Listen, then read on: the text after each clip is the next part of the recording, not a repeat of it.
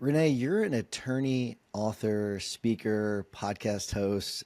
You've built a brand that's it's so much bigger than just a law firm, and we'll get to the law firm obviously. But for someone meeting you for the first time, how do you describe who you are and how you got here? um, so the I'm an entrepreneur, and that's what I am before I am a lawyer. Before I went to law school, I was an entrepreneur. I was always like, as is every entrepreneur who has the story of the business they started at the end of their parents' driveway with lemonade stands. Like, I was always that person of like trying to come up with something. And I'm also a creative, which is really like a contradiction to what lawyers are. But that's the part of building is which is so much fun. So and it crosses over into building the business and being creative and the visionary about it.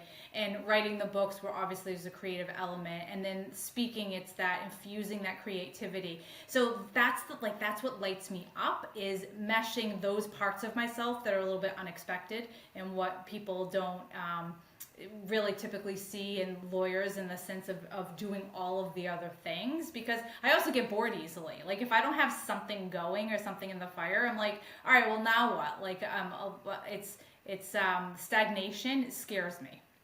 Yeah. Well, you've built this really incredible brand, and it stands out in a niche where I think that most firms feel pretty a little stuffy, a little Yeah. stiff. And so, like, what's the backstory? How does it that you decided to approach family law and branding and business so differently? It has been a journey. So when I first started the firm, it was the typical law firm name like everything else. And then I took a leap and decided to rename the firm with just my name. It was just myself at the time, but do all lowercase. And I remember sending it off to get printed, and the printer was like, "Whoa, whoa! Like you're a law firm, you're using all lowercase." And at that point, like that was you don't do that. That's not formal enough.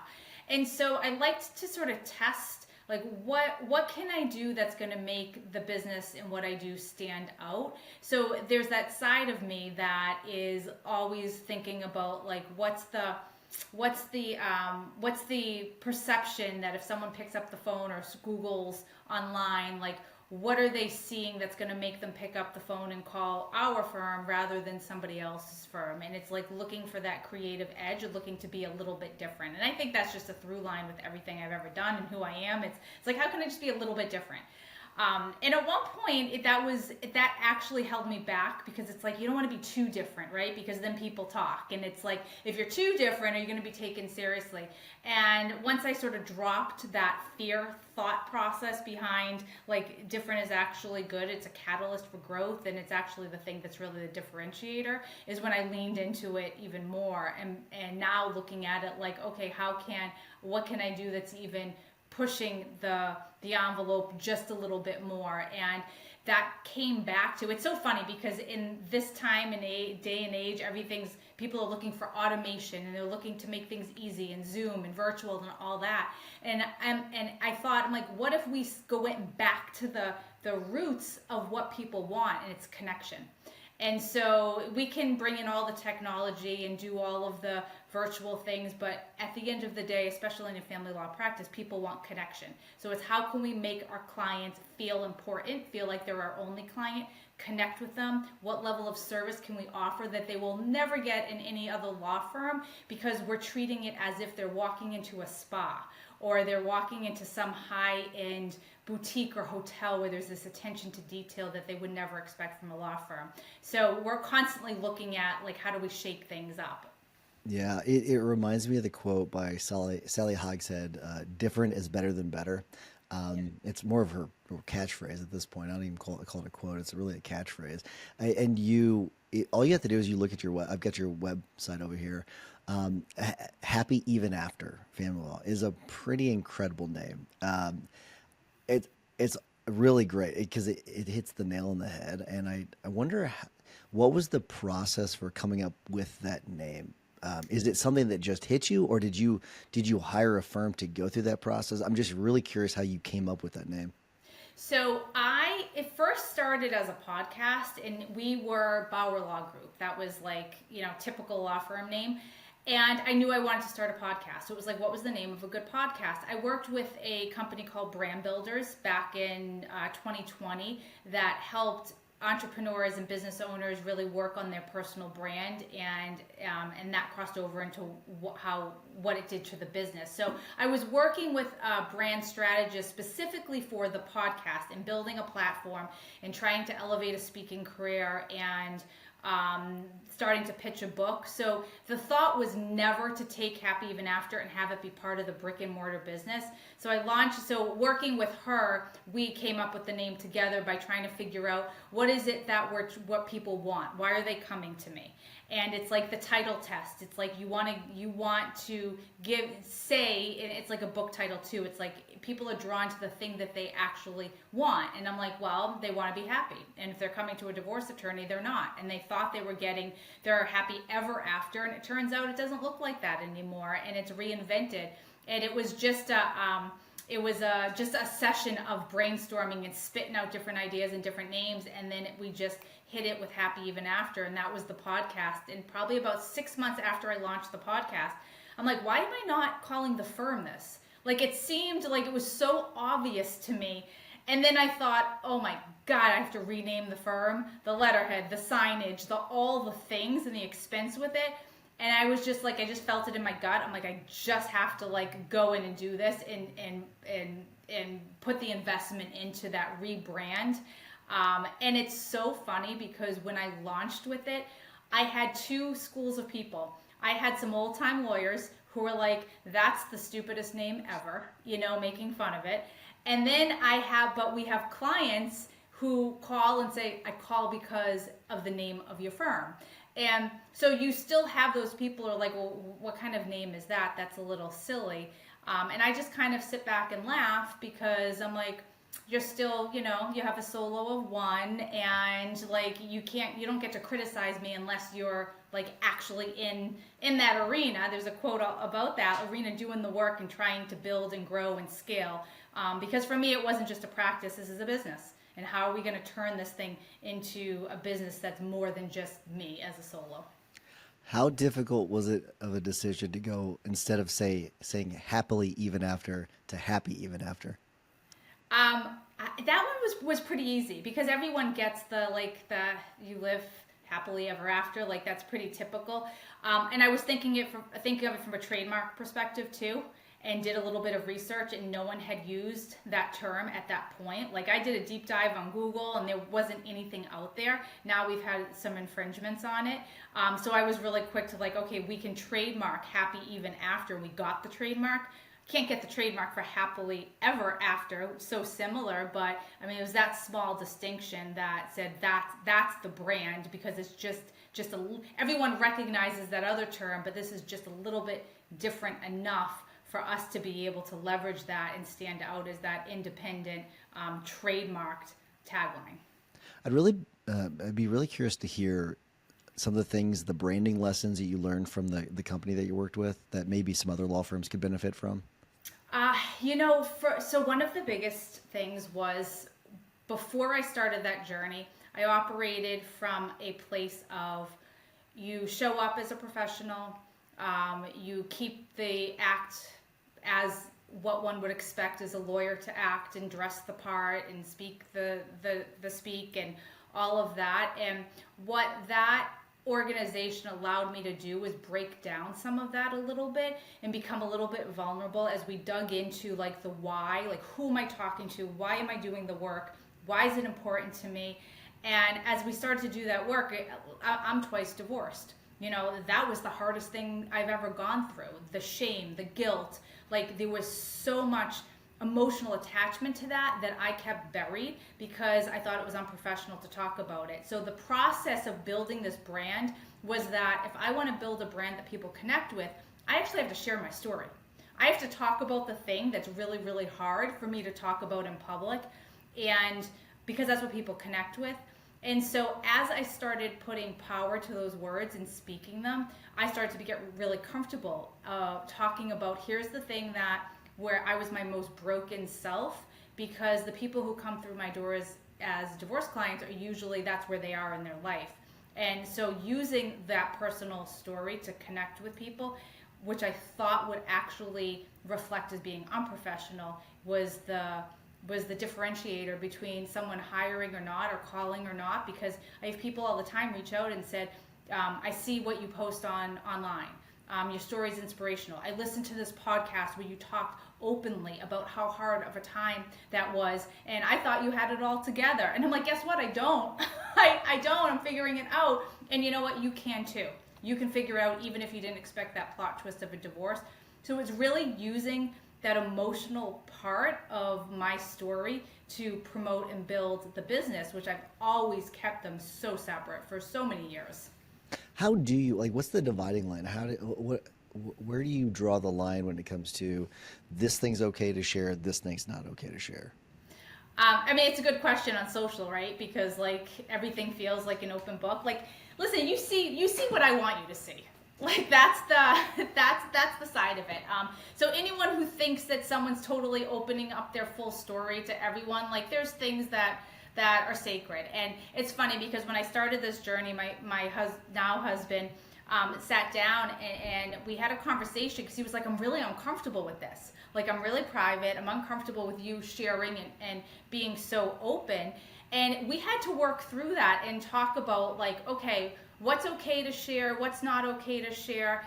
And one hard rule, I will never ever disparage or talk about anyone or talk about exes in any way or anything like that, because none of this story is actually about them.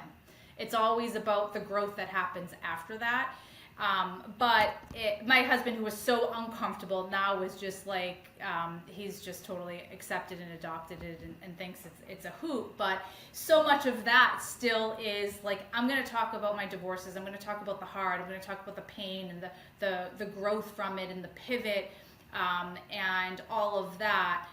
I'm not going to talk about everything, so there's still boundaries that I have. And I think that anyone who puts themselves out there in the podcast world or social media, like I think it's important to maintain that too, because we do see when people don't, what happens. And then I mean, we see that with even some influencers, right, who have like, they've put everything out and then something happens in their life and people feel like they've been slighted because they weren't told part of their story, or a relationship fell apart and they weren't part of that, and then they're like blackballed from that world. So it's it's be vulnerable in a really authentic way, but I don't think you have to overshare either.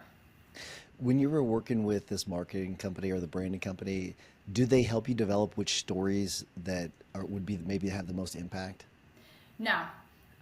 That was, yeah, so it was an exercise of, so one of the things that they do is they help you craft a keynote. And as part of that process is to write down stories that were impactful to you that might fit into a keynote. And don't judge them, just put it all down. Some of them might be relevant, some might be good, some might be funny, some might be painful. And then as you start to craft the outline of what your keynote, you go to this like library of stories, and you can pick which ones are going to be applicable. And as I was working on my keynote, I knew I had the framework.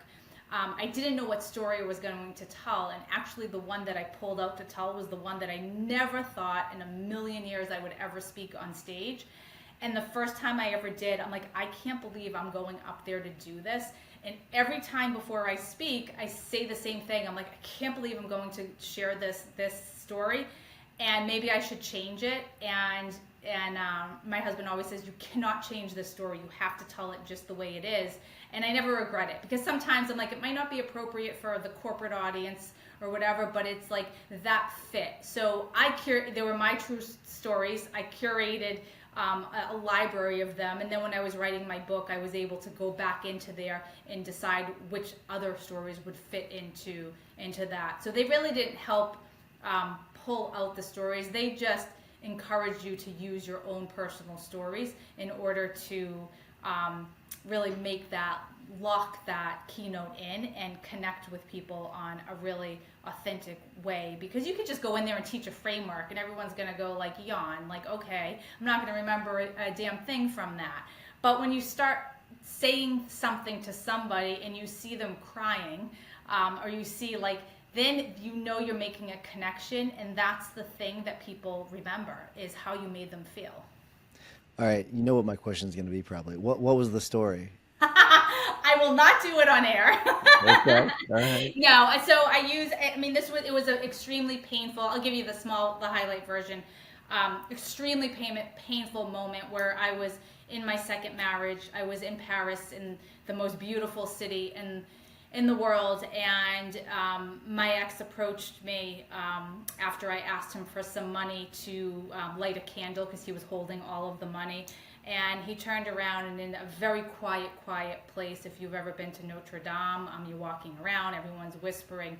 He calls me a name that begins with a C. I won't use it for Ooh, purposes, so you don't have to whoa. use your explicit, right?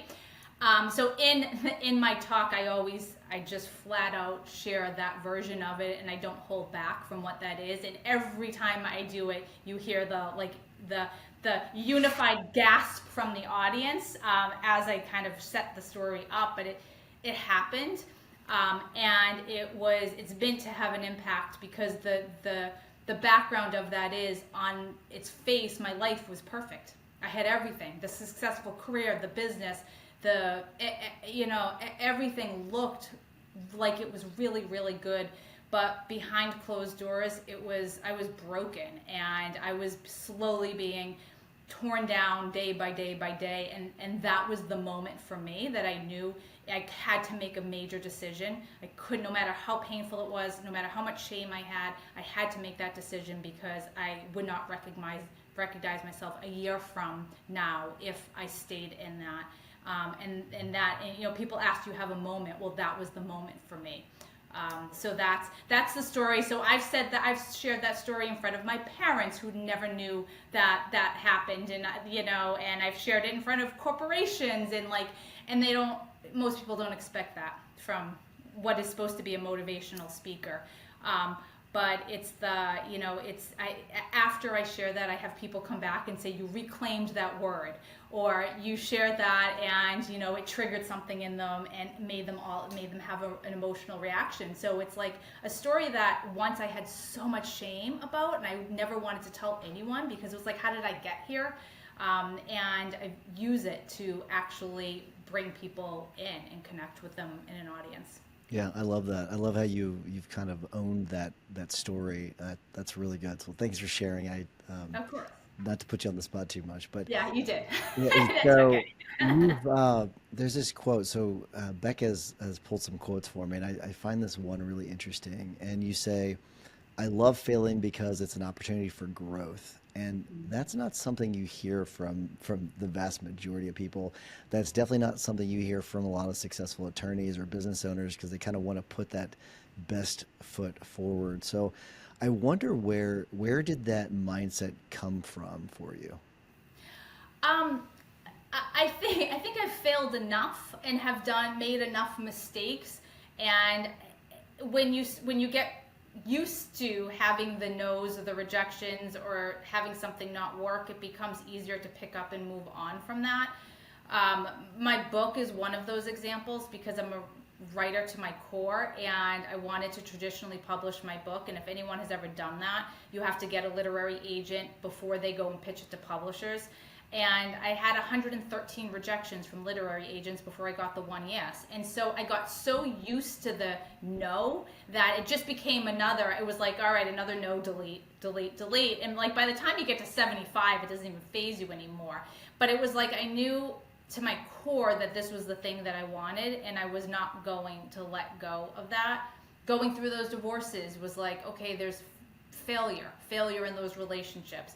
But I really believed, despite being a divorce lawyer, I believed that the relationship that I wanted existed out there. And I just knew that I wasn't going to settle for something less than.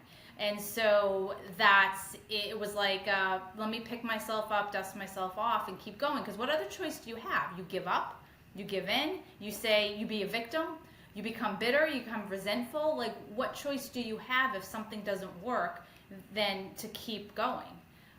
And I do think that sometimes the hardest things that you ever go through are actually the best things in order to reinvent yourself and to redirect you to something way better than you could ever imagine. That's interesting. I'm also curious why you went the traditional publishing route. Yeah, so I know because that was it's usually when someone writes a nonfiction book or personal development, it's to build their business. And for me, it was the complete opposite. The book had actually nothing to do with the business. I've been a writer since I was a little kid. It's the thing that I love more than anything else in the world is to start tapping on a laptop and start creating stories. And I knew that I wanted to publish a book, but I wanted to do it the way where there's a publisher and you get the book deal. And for me, there was no other way. There was no other option except to go down that path. And when I got my agent, it was actually for a fiction book, a murder mystery. And I then went back to her and pitched a nonfiction book that I woke up one day and I had this idea. And she's like, all right, let's give it a try. And that's the book that we sold. So then I had to go back and write that. And that book actually is so not like your typical like business book that I'm using to promote something. It's almost part memoir. It's part like, it's definitely personal development, but there's more to it. There's more like I mean, I really like it was Ernest Hemingway says like there's nothing to writing, you sit down at the typewriter and bleed. Like that's what I did all over that book, and it was just like so it was such like a healing tool for me as well. So it was like it wasn't a question. It was just this is the way I'm doing it. And so for the second book, the next book after that, I just finished another fiction book that we're trying to get published. I have another proposal out for another nonfiction. And people have said to me, well, why don't you just publish it yourself? And I'm like, that my writing journey is a different journey than my business journey for the law firm. And I want to see what I can achieve on that traditional path. I'm not using it as a tool to grow the business. Totally separate lanes. Do you view the writing in the same way? And I know that it's different from the business, but do you view it almost like as a profession or as a business itself that's like separate from the other business? Yes, because I have it set up as a separate business, and I feed what I didn't know what would come from the book were speaking opportunities, and that was the result of that nonfiction book. So I did end up setting up a separate business, and the speaking fees go through that and anything, and so when you put out a nonfiction book and you're speaking, you can then have the organizations buy 200 or 300 books as part of your speaking fee. And so there's income coming in from that is separate. So I do keep those two things separate. And the intent is that as I continue to build my business, that could be a sustainable business all on its own at some point. You know, since we've had Max LawCon and everything, we've had and several other events where we've had speakers.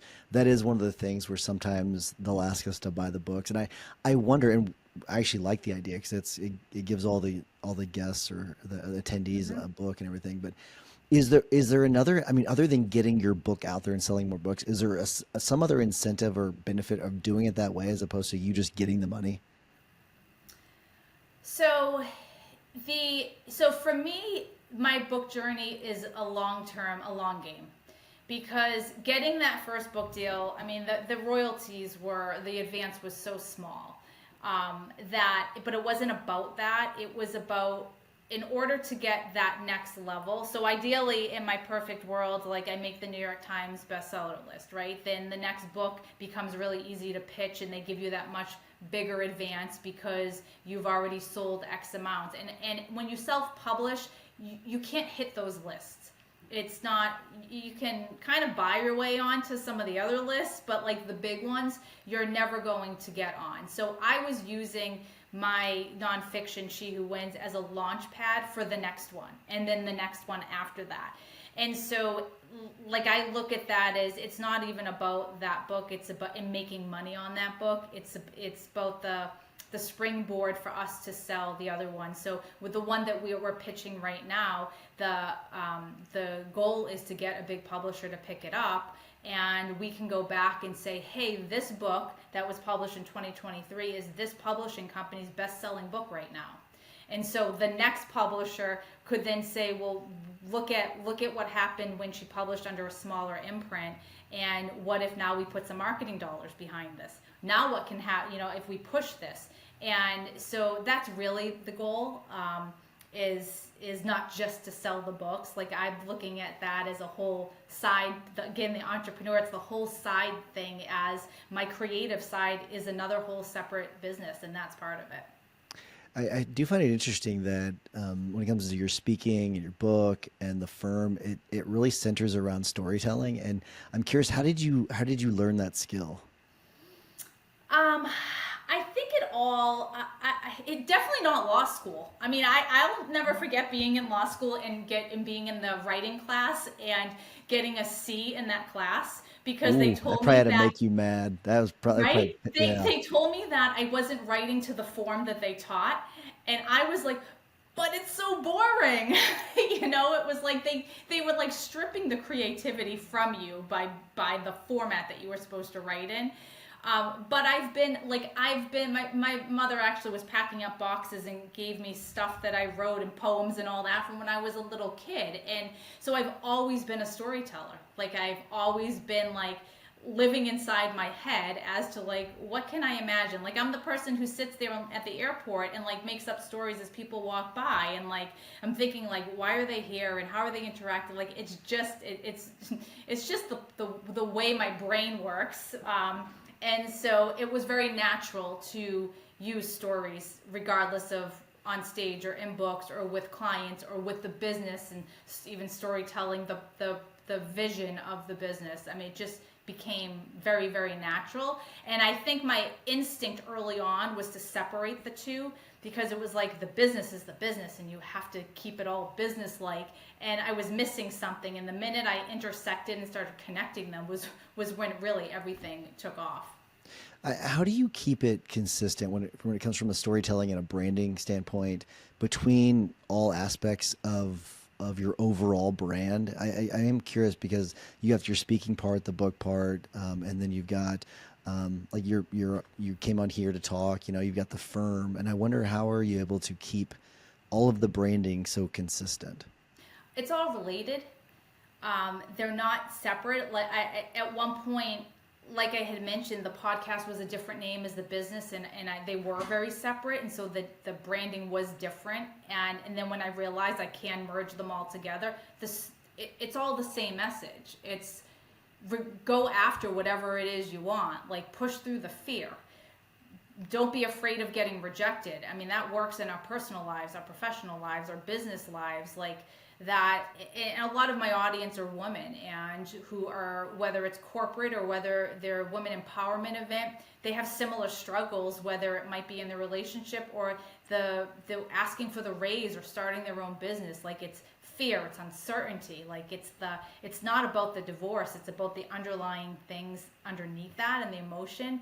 And that's just human experience. And I think that when you just start talking about that, you talk about people's fear, it's so universal, anxiety and uncertainty. Like, I don't have to worry about one message is contradicting the other message. They're all completely aligned, even if I'm talking about business one day and divorce the next. Yeah.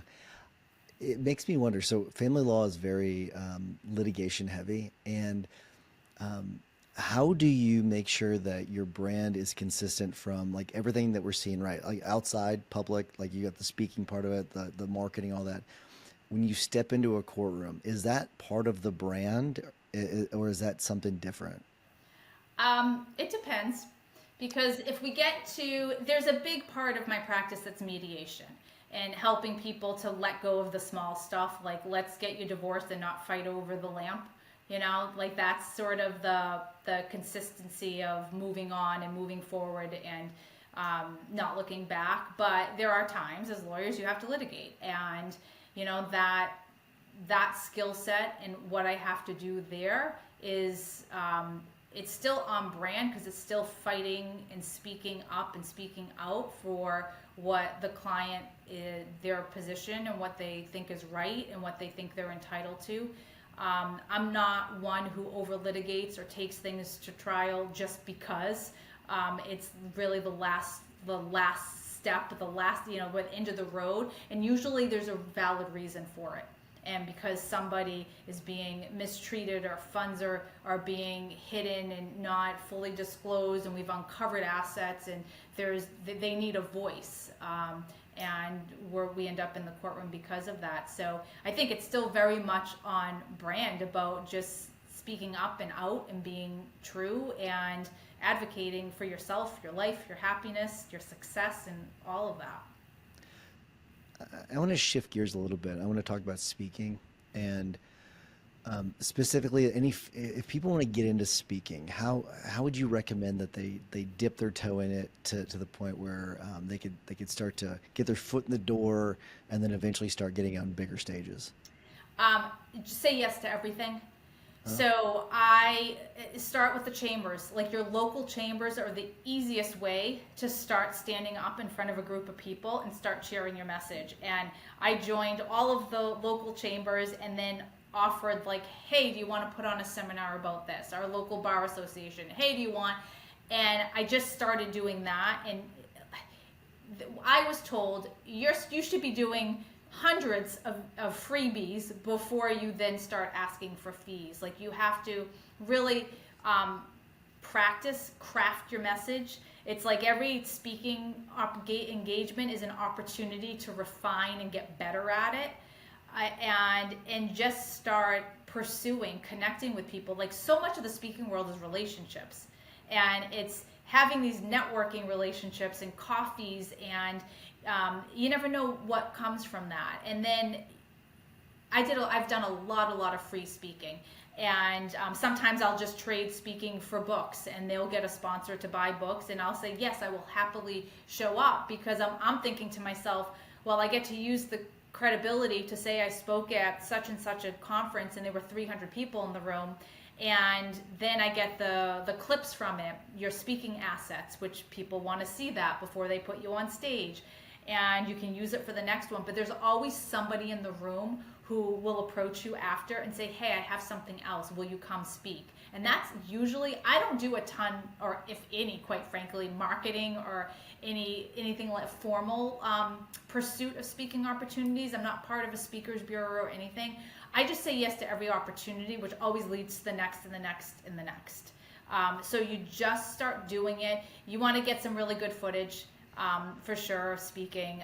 And that's why when you say yes to all of them, sometimes you can just say, I will speak for free if you just give me the video footage of it. And then you take those clips and you turn it into a speaker reel. And I think that's probably once you have a few of them, one of the most important things, because people want a speaker reel to know that if you're going on their stage, you're going to be compelling.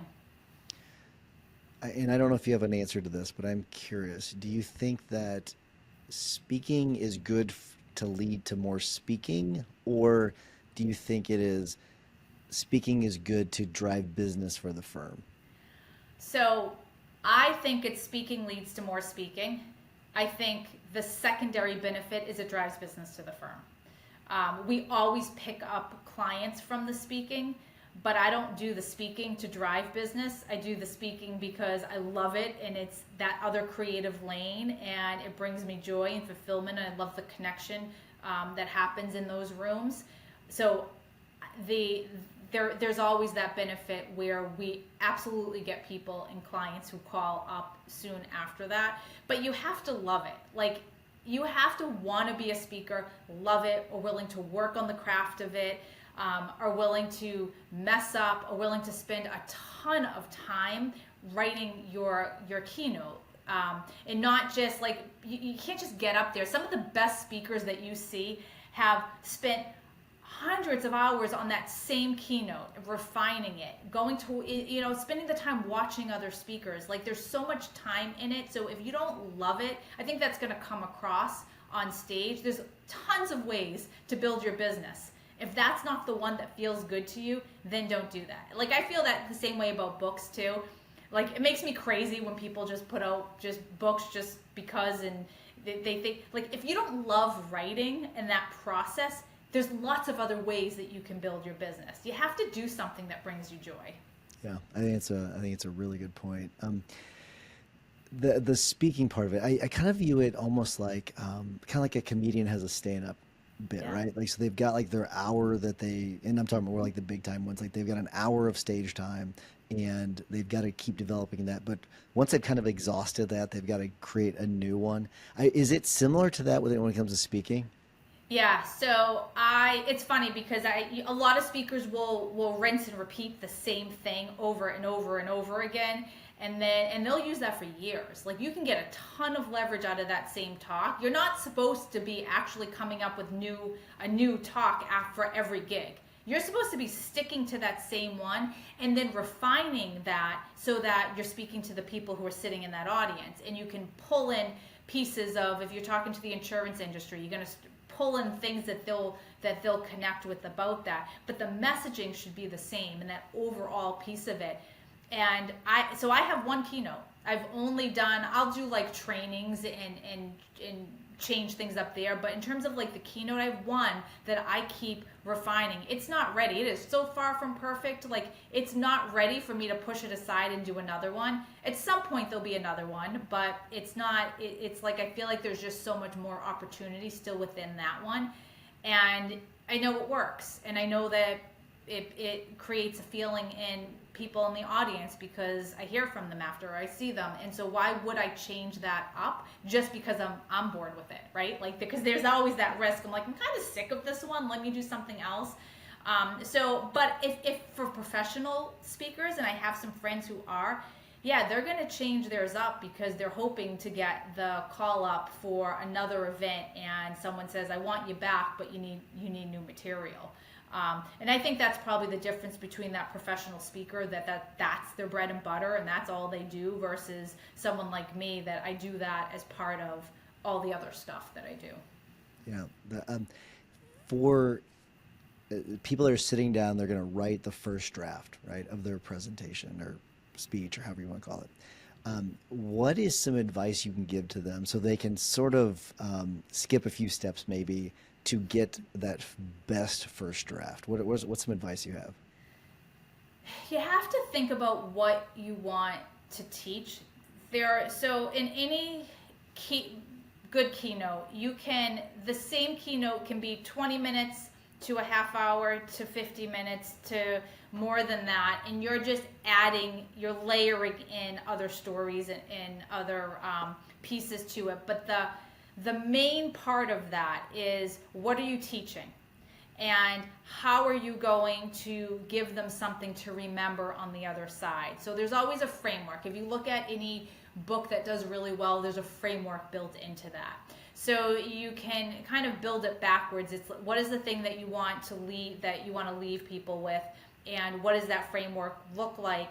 And now you can break that framework apart depending on how long your speech is, and that will tell you how many stories to drop in there. So the framework that I use has 4 parts to it. If I have a half or 20 minutes to give, I'm giving one story and we're doing and that's it. If I have an hour to give, I'm going to break apart each section of that framework and drop stories into each section. So it's modular.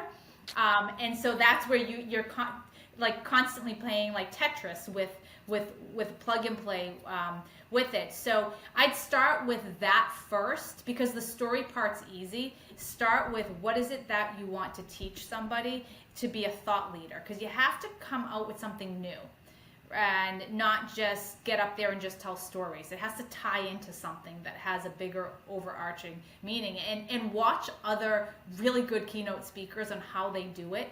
And every single one of them does that. They use a story to anchor in the framework that they teach, and on the back end they give you an action item that you're asking the audience to do. So it's story, framework, action. And if you think about it from that perspective, then it gives you a structure to start working with. That's excellent. I really like that. So if there is that with that, kind of think of that same person in mind that's developing that speech, and if they're trying to develop their brand and really try to figure out, I guess, their authentic story, what's your advice to them to try to figure that out? So dig down, So if you think about most people who are building their brand or are have something to teach, want to talk about the person they used to be and how they got out of that. And so usually that has something to do with a pain point or a lesson. So it's think about who you were. And for me, it was like, who was I when I was my most broken self? That's the person I want to speak to, because I know there's so many other people out there who are in that phase of their life right now. And it's what lesson could I have benefited from if someone was there in front of me saying, hey, this is what you need, or this is how I can help you, or this is what you just need to hear right now. And so I would say think about who you were at that lowest point, because they say that our purpose is our pain. They say that we teach, right, that like we've heard that over and over again, but we're talking to the person who we used to be.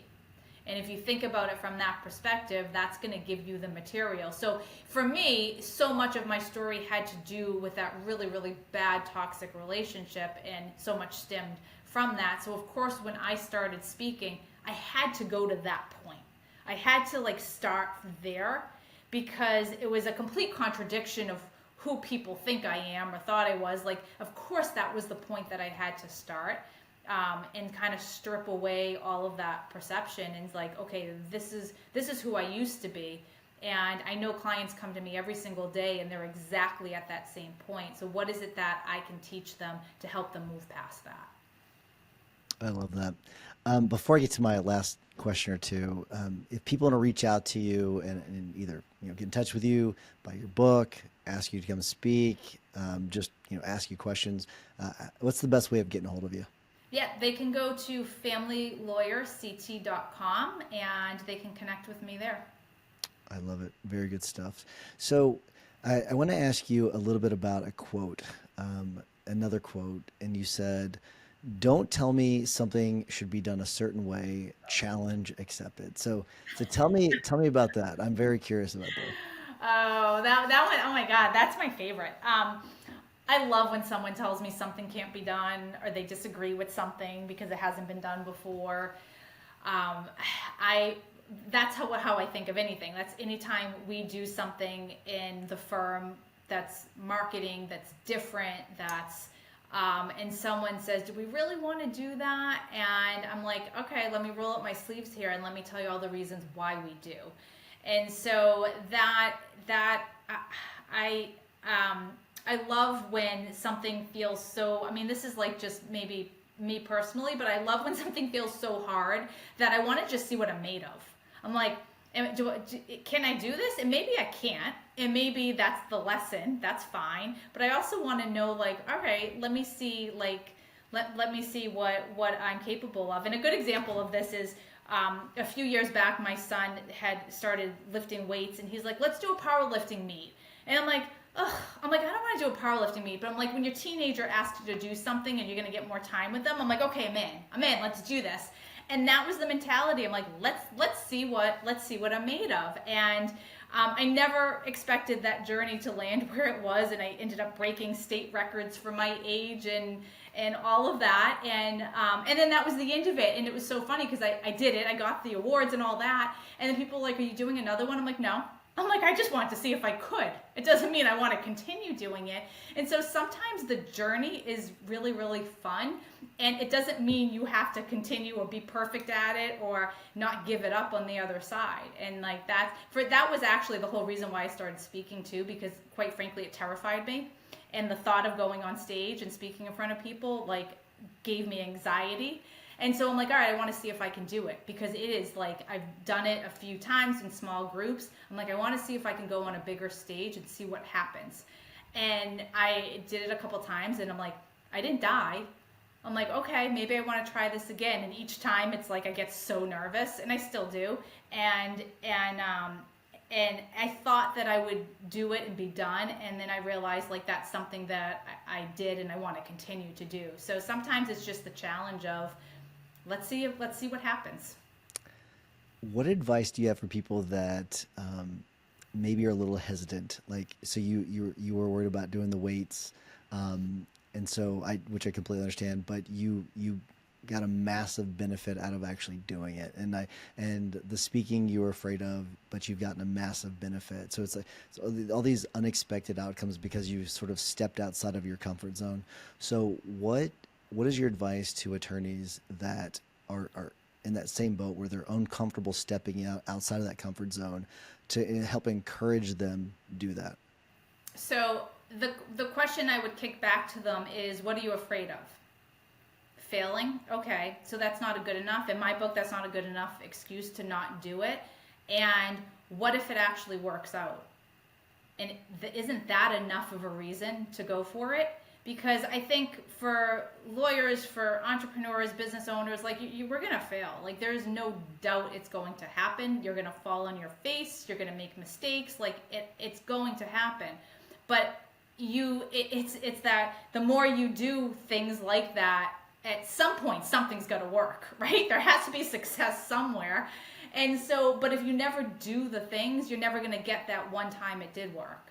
So what are you afraid of? Why hold back? Like, I mean, I've always say that at the end of my life, I don't want to look back and say, wow, I wish I did all of these other things that I said one day I'll do it. Like, I want to look back and be like, all right, I tried all of these things that I wanted to try. Some worked, some didn't, but at least I gave it a go.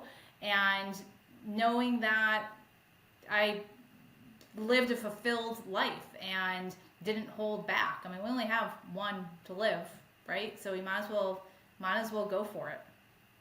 I can't think of a better way of ending the episode. So thank you for doing this. Really appreciate it. I can tell you definitely love what you do, and I think it's fantastic. When's the next time you're going to speak if you have something on the calendar? Because that way people can come watch you. Oh, so the next thing I have isn't until March. The Business Women's Forum in Connecticut. They've been putting on this event for 40-something years, and our firm is actually sponsoring the event, and I'm the keynote speaker there, and they get about 600 people in the room. So that will be to date the biggest event that I speak at. So that one's a little bit ways out, but. That's awesome. Well, Yeah. Congrats on that. That's really cool. Congrats on all your success. And if there's anything we can do to help support you, just let me know.